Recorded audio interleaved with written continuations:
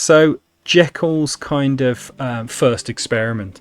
So Jekyll creates a potion to separate his good and evil sides, and he transforms into Mr. Hyde, as we know. So he's characterised at the start as ambitious, curious, and also morally conflicted, because should you be doing this? It's a bit weird, to put it mildly. And he's a man playing dangerously with science then. And a key quotation here is, "The temptation of a discovery so singular and profound at last overcame the suggestions of alarm." So basically, I was too tempted. I know it was wrong, but it was just too tempting for me, and it overcame all of my moral scruples. So he's very ambitious at the start and very easily tempted. Then we have what I call in my classes turning points. Okay, so there is a big turning point for me where Hyde kind of tramples the girl. Okay, and I think this is definitely a big turning point. So Jekyll turns into Mr. Hyde, and Hyde violently knocks down a young girl. I think the quote is "with ape-like fury," absolutely abominable quote, and shows no remorse because he doesn't have any morality whatsoever.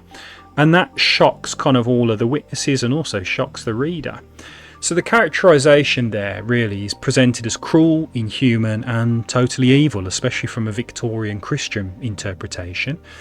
And he's the physical embodiment of Jekyll's kind of repressed desires.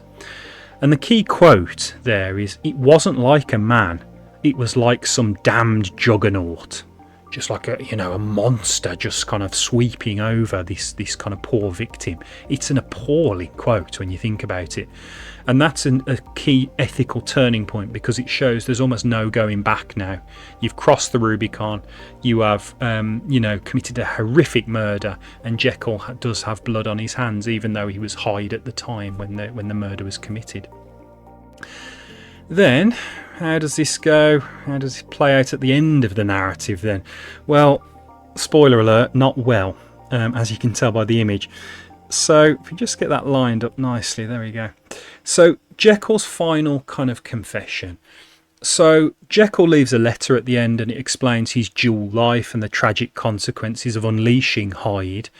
So at the end, Jekyll is shown as regretful, a broken man, broken character, and very introspective. He's looking at his mistakes, and he's a tragic figure who's ultimately been destroyed by experimentation. He's done all these weird experiments, and it's just done him no good.